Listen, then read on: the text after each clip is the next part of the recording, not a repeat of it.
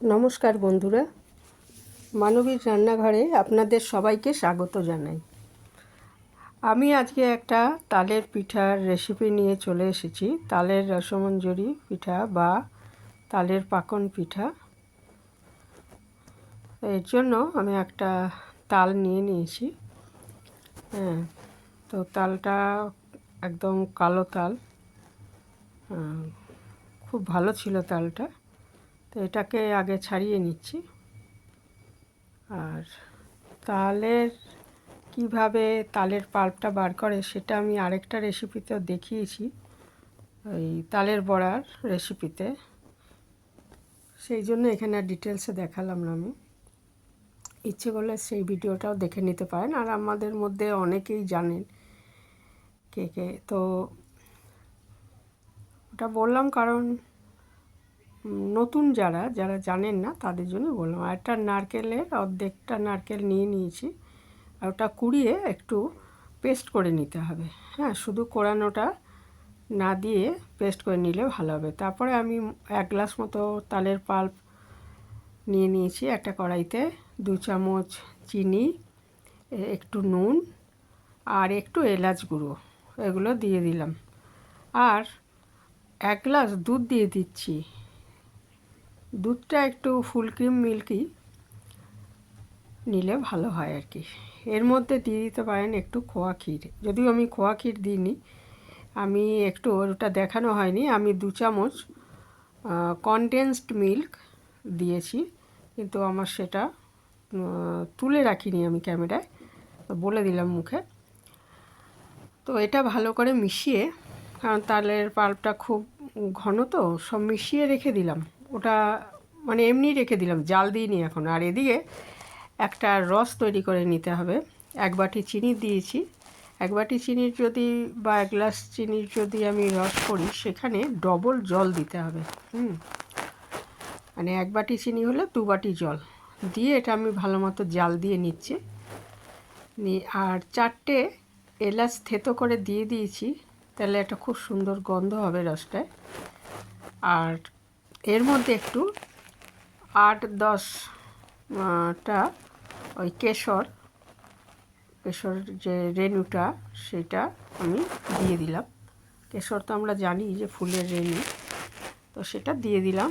এতে কী হবে না, একটু রঙটা ভালো হবে এবং একটা সুন্দর গন্ধও আসবে। সেই জন্য এলাচ আর কেশর মিলে কিন্তু খুব সুন্দর একটা গন্ধ হয়েছিল। আর এখানে আমি দেখুন রসটা হয়েই এসছে। এটা এবার আলাদা করে রেখে দেব।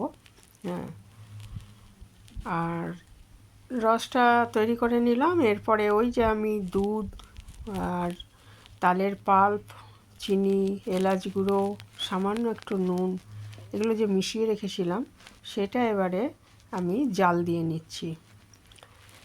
আর দিয়ে দিলাম ওই নারকেলের পেস্টটা।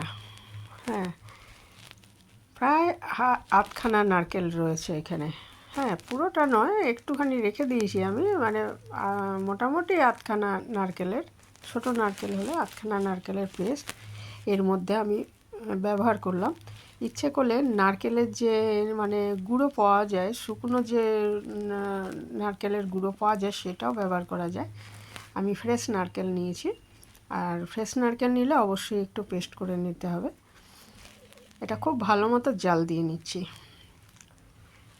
বেশ কিছুটা জাল দেওয়া হয়ে গেলে এর মধ্যে আমি দেখুন একটা মশাও চলে এসেছিলো, ফেলে দিলাম আমি। তো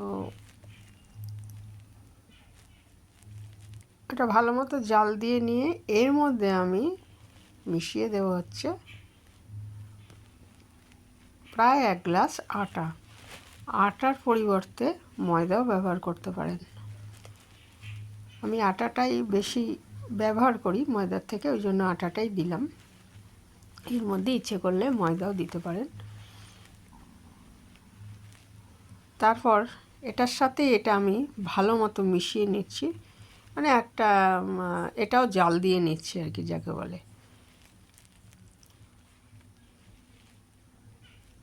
খুব ভালো মতো মিশিয়ে দিয়ে এটা তৈরি করে নিচ্ছি।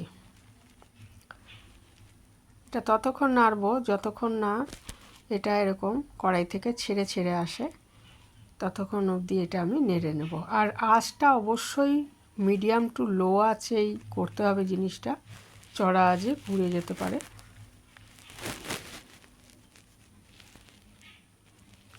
দেখুন ছেড়ে ছেড়ে আসছে, এটা প্রায় হয়েই গেছে।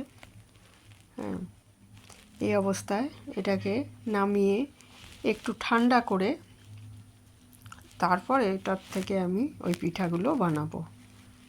এটা নামানোর পর সামান্য সামান্য গরম গরম থাকতেই বানাবো, হাত ছোঁয়ার মতো গরম হলেই। এটা একটু ঘি দিয়ে নিয়েছি, হাফ চামচ মতো, তাহলে সুবিধা হবে এটা ইয়ে করতে, মানে হাতে যে করব সেটা সুবিধা হবে। তারপরে আমার কাছে তো ছাঁচ নেই, ছাঁচ থাকলে ছাঁচে করে নেবেন, খুব ভালো হবে।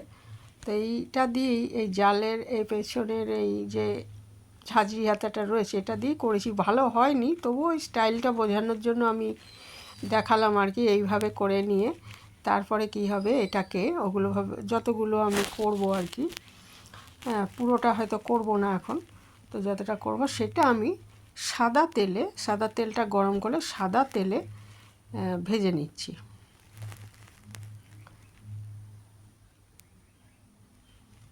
দু পিঠ খুব ভালো মতো ভেজে নিতে। আর এখানে দেখুন আমি রসটা কড়াই থেকে একটা পাত্রে ঢেলে রেখেছি, ওটা ঈষদ উষ্ণ থাকবে, এরকম অবস্থায় পিঠাগুলো দিতে হবে, খুব গরম রসের মধ্যে নয়, ঈষদ উষ্ণ থাকবে রসটা, সেই অবস্থায় এই পিঠাগুলো ভেজে ভেজে ওর মধ্যে দিতে হবে, রসের মধ্যে। দু পিঠ খুব ভালো মতো ভেজে নিতে হবে।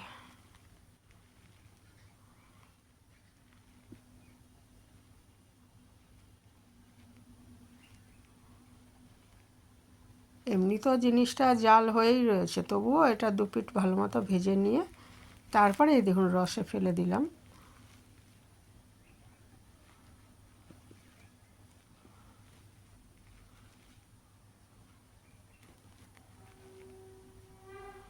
দিয়ে এইভাবে এগুলো রসে 1 থেকে 1.5 ঘন্টা ডুবিয়ে রাখবেন, তাহলে রসটা এর ভেতরে ঢুকে যাবে এবং খেতে খুব ভালো লাগবে।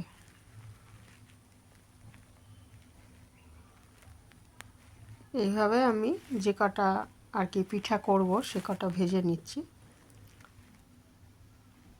বাকি যে মিশ্রণটা রয়েছে আর কিছু কাঁচা পাল্প রয়েছে, সেটা দিয়ে হয়তো আমি অন্য কিছু করব। এই দেখুন এটা আমি তুলে নিয়েছি, এই ছিল আমার রেসিপি আজ।